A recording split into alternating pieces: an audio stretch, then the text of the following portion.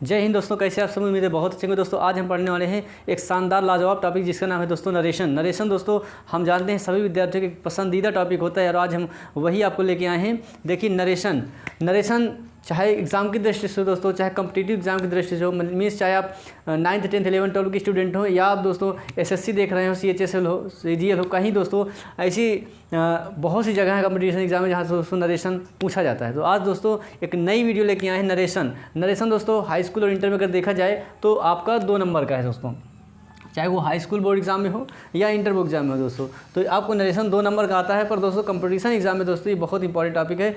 तो नरेशन मतलब आप इंग्लिश पढ़ रहे हो, नरेशन नहीं पढ़े दोस्तों, यानी आप बहुत कुछ खो रहे हैं। तो नरेशन दोस्तों है क्या?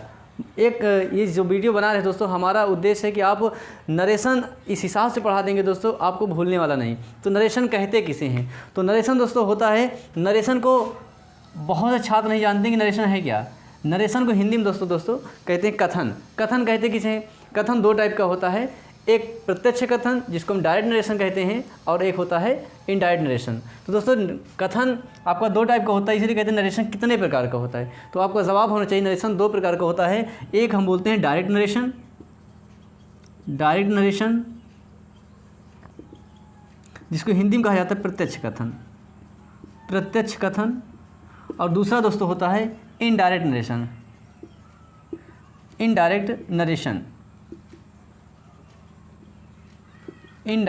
मतलब होता है दोस्तों हिंदी में अप्रत्यक्ष कथन। ठीक है दोस्तों, पहले आपको बताया नरेशन मीन्स कहना। तो दोस्तों नरेशन का मतलब होता है कथन किस टाइप का होता है? 2 टाइप का होता है, एक होता है डायरेक्ट नरेशन और एक होता है इनडायरेक्ट नरेशन। अब दोस्तों जो डायरेक्ट नरेशन होता है इसके 2 भाग होते हैं। डायरेक्ट नरेशन के कितने भाग होते हैं? 2 भाग होते हैं। एक को बोलते हैं रिपोर्टिंग वर्ब और दूसरे को बोलते हैं रिपोर्टेड स्पीच। दोस्तों सबसे पहले हम समझते हैं कि रिपोर्टिंग वर्ब क्या है या रिपोर्टेड स्पीच क्या है। चलिए दोस्तों देखते हैं। तो दोस्तों नरेशन अभी आपको हमने बताया कि नरेशन 2 तरह का होगा, एक डायरेक्ट नरेशन और एक इनडायरेक्ट नरेशन। अब तो दोस्तों सबसे पहले समझते हैं ये डायरेक्ट नरेशन होता क्या है। डायरेक्ट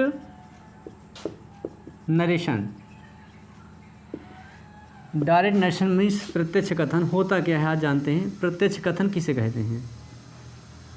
प्रत्यक्ष कथन तो दोस्तों का बताया जाता है कि वक्ता यानी स्पीकर वक्ता के कहे हुए कथन का ज्यों का त्यों लिखना या कहना डायरेक्ट नरेशन कहलाता है। डिफिनेशन कुछ दोस्तों इस तरह है, वक्ता यानी स्पीकर वक्ता के कहे हुए शब्दों का ज्यों का त्यों कहना या लिखना, दोनों बातें दोस्तों जो चीज़ें कही जाएंगी या लिखी जाएंगी, तो वक्ता के कहे हुए शब्दों का ज्यों का त्यों कहना या लिखना डायरेक्ट नरेशन कहलाता है। डायरेक्ट नरेशन कहलाता है। इसके बाद दोस्तों एक एग्जाम्पल के साथ समझते हैं, जैसे ही सेड टू मी कामा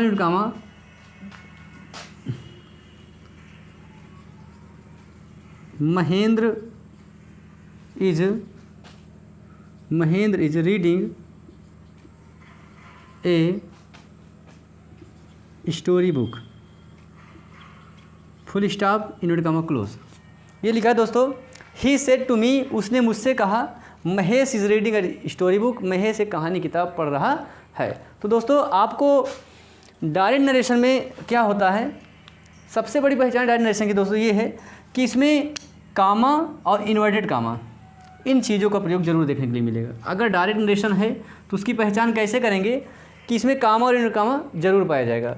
अब इसके अपोजिट दूसरा होता है जिसे हम कहते हैं इनडायरेक्ट नरेशन। इनडायरेक्ट नरेशन को हिंदी में दोस्तों कहते हैं अप्रत्यक्ष कथन। अब देखिए इसमें क्या होता है दोस्तों, ये एकदम इसका अपोजिट होता है। कैसे? इसमें बताया गया वक्ता की कहे हुए शब्दों का ज्यों का त्यों कहना या लिखना डायरेक्ट नरेशन कहलाता है, बल्कि यहाँ क्या होता है वक्ता के कही हुई बात का सारांश प्रकट करना इनडायरेक्ट नरेशन कहलाता है। ठीक है, कैसे? वक्ता यानी स्पीकर, वक्ता मीन्स वही स्पीकर कहने वाला बताने वाला, वक्ता के कहे हुए कथन का सारांश प्रकट करना, एकदम लाजवाब डिफिनेशन दोस्तों, शॉर्टकट में सारांश प्रकट करना इनडायरेक्ट नरेशन कहलाता है, इनडायरेक्ट नरेशन कहलाता है।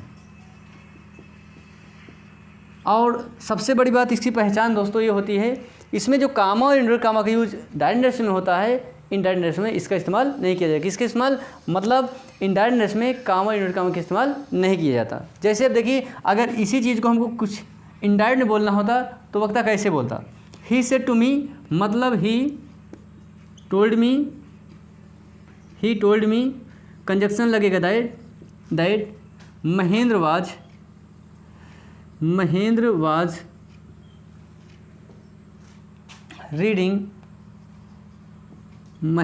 Reading a story book, full stop. इसमें इनवर्ट कामा का जो इस्तेमाल किया जाता है वो नहीं किया जाता दोस्तों। तो डायरेक्ट नरेशन, इनडायरेक्ट नरेशन की आज उम्मीद है आपको बहुत बेहतरीन तरीके से बताया गया है कि नरेशन की डिफिनेशन होती क्या है, चाहे वो डायरेक्ट नरेशन हो चाहे इनडायरेक्ट नरेशन हो दोस्तों। तो अब आप उम्मीद करते स्क्रीनशॉट ले लिए होंगे, स्क्रीनशॉट लेके अपनी एक नोट्स बना लीजिए और ऐसी नोट्स बनाइए दोस्तों, ताकि आपको किसी को बताना पड़ जाए तो बस अपना नोट्स एक बार देखें और सबको बता सकते हैं कि डायरेक्ट नरेशन या इनडायरेक्ट नरेशन होता क्या है। तो दोस्तों इसके कई रूल्स होते हैं, टेंस संबंधी नियम होगा, पर्सन संबंधी नियम होगा, प्रोनाउन संबंधी होगा दोस्तों। और डायरेक्ट से इनडायरेक्ट नरेशन बनाने के लिए कौन कौन से सेंटेंस में बनता है दोस्तों, कि इंट्रोगेटिव हो गया, असर्टिव हो गया, अपडेटिव, एक्सक्लेमेटरी एंड इंपरेटिव, ये 5 सेंटेंस हो दोस्तों। इनका डायरेक्ट और इनडायरेक्ट नरेशन में कैसे परिवर्तन किया जाए दोस्तों, तो आपको सब बताया जाएगा, बस धैर्य रखिए। और दोस्तों आज आपको बताया गया डायरेक्ट नरेशन क्या है, इनडायरेक्ट नरेशन क्या है, और हम आपको बताने वाले हैं कि आखिर डायरेक्ट नरेशन के पार्ट कितने होते हैं। तो दोस्तों डायरेक्ट नरेशन के जो पार्ट होते हैं वो 2 होते हैं। डायरेक्ट नरेशन के जो पार्ट होता है वो 2 भागों में बटा होता है, जिसको हम कहते हैं रिपोर्टिंग वर्ब और दूसरे को बोलते हैं रिपोर्टेड स्पीच। ठीक है दोस्तों, सुना होगा रिपोर्टिंग वर्ब किसे कहते हैं, रिपोर्टेड स्पीच कहते हैं। और आज हम आपको एक बहुत बेहतरीन तरीके से बताएंगे आखिर रिपोर्टिंग वर्ब कहते किसे हैं। तो अगर बात आए रिपोर्टिंग वर्ब की, तो देखिए डायरेक्ट नरेशन के कितने भाग होते हैं, 2 भाग होते हैं। एक क्या होता है, नंबर 1 रिपोर्टिंग वर्ब, और दूसरा होता है आपका रिपोर्टेड स्पीच। तो अब रिपोर्टिंग वर्ब कहते किसे हैं दोस्तों, आपको समझना होगा रिपोर्टिंग वर्ब है क्या। तो रिपोर्टिंग वर्ब किसे कहते हैं, तो बात यह है कि वक्ता रिपोर्टिंग पार्ट में जो वक्ता है, स्पीकर है आपका, वो रिपोर्टिंग पार्ट में दोस्तों कथन को जिस फाइनाइट वर्ब से कहना प्रारंभ करे उसे हम रिपोर्टिंग वर्ब कहते हैं। ठीक है दोस्तों, कैसे, रिपोर्टिंग वर्ब डिफिनेशन, वक्ता अपने कथन को जिस फाइनाइट वर्ब से कहना आरंभ करता है उसे रिपोर्टिंग वर्ब कहते हैं, उसे रिपोर्टिंग वर्ब कहते हैं। जैसे दोस्तों he said to me, comma and comma, Sushil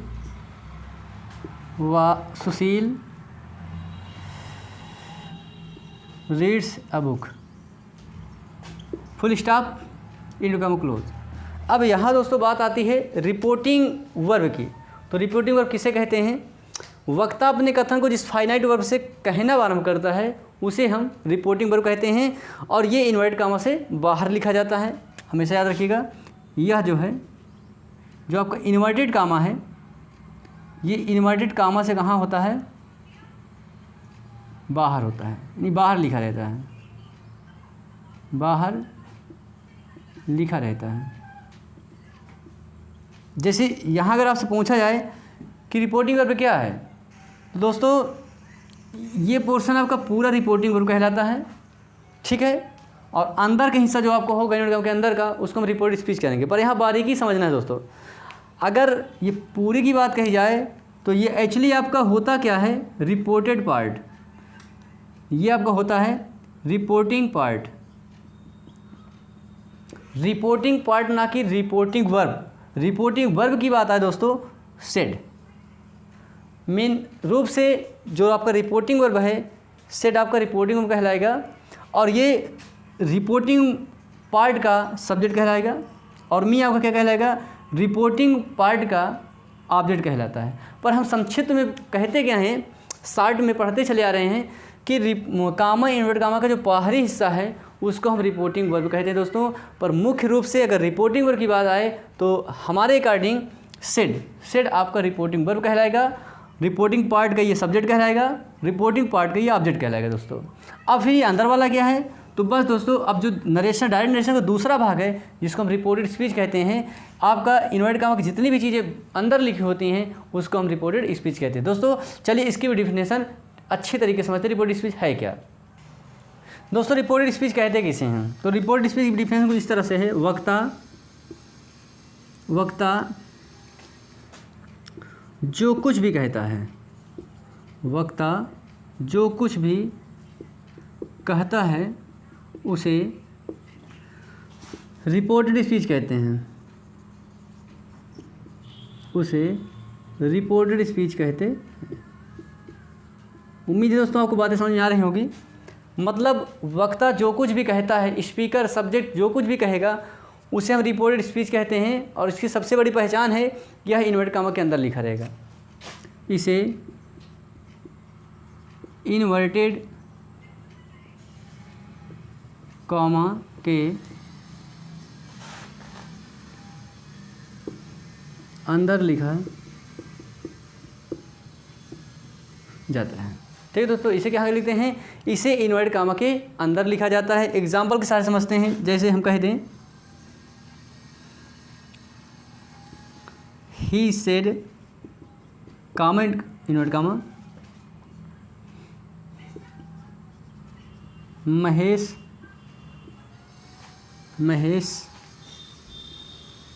will go to school full stop invert comma close. अब आप देख पा रहे हैं इन्वर्ट कामा के अंदर कौन है, Mahesh will go to school.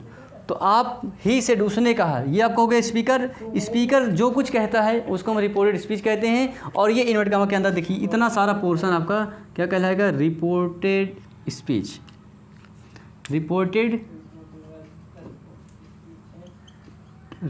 Speech. ठीक है, और इन्वर्ट कामा के बाहर का हिस्सा क्या कहलाएगा, रिपोर्टिंग वर्ब। पर अगर आप अच्छे तरीके से समझ चाहते हैं तो ये रिपोर्टिंग पार्ट है। अगर इधर वाला देखा जाए तो ये रिपोर्टिंग पार्ट होता है, पर हम इसको बहुत लोगों द्वारा पढ़ाया गया है, या हम लोगों ने बहुत लोगों से जाना है कि इन्वर्ट कामा के बाहरी भाग को हम रिपोर्टिंग वर्ब कहते हैं। पर हमारा जहाँ मानना है कि इन्वर्ट कामा का जो बाहरी भाग है हम इसको रिपोर्टिंग पार्ट कहेंगे, और सेड को रिपोर्टिंग पार्ट का रिपोर्टिंग वर्ब होगा दोस्तों। ये सेड आपका वर्ब होगा, और ये ही मीन्स सब्जेक्ट होता है दोस्तों, ना कि रिपोर्टिंग वर्ब होता है। सेड आपका रिपोर्टिंग वर्ब है। ठीक है, उम्मीद है दोस्तों आज आपको जो हमने बताया नरेशन किसे कहते हैं, फिर नरेशन कितने प्रकार का होता है, फिर डायरेक्ट नरेशन के कितने भेद होते हैं, और देन दोस्तों हमने आपको बताया कि रिपोर्टिंग पार्ट अच्छे तरीके से रिपोर्टिंग पार्ट आपका क्या है, या रिपोर्टेड स्पीच क्या है। तो दोस्तों रिपोर्टेड स्पीच का दूसरा नाम रिपोर्टेड पार्ट भी है दोस्तों। ये स्पीच ज़रूरी नहीं कि आप स्पीच ही कहें, इसको हम रिपोर्टेड पार्ट भी पढ़ते हैं। ठीक है, इन्वर्टेड कामा के अंदर वाले भाग को रिपोर्टेड स्पीच या रिपोर्टेड पार्ट, और इन्वर्टेड कामा के बाहरी भाग को हम रिपोर्टिंग पार्ट कहते हैं दोस्तों, या रिपोर्टिंग स्पीच भी कह सकते हो। उम्मीद है दोस्तों आज हमने जो आपको वीडियो बताया, अब ये तो एक बेसिक समझना था, नरेशन कहते किसे हैं ये हमने आपको कॉन्सेप्ट पूरा क्लियर करवा दिया।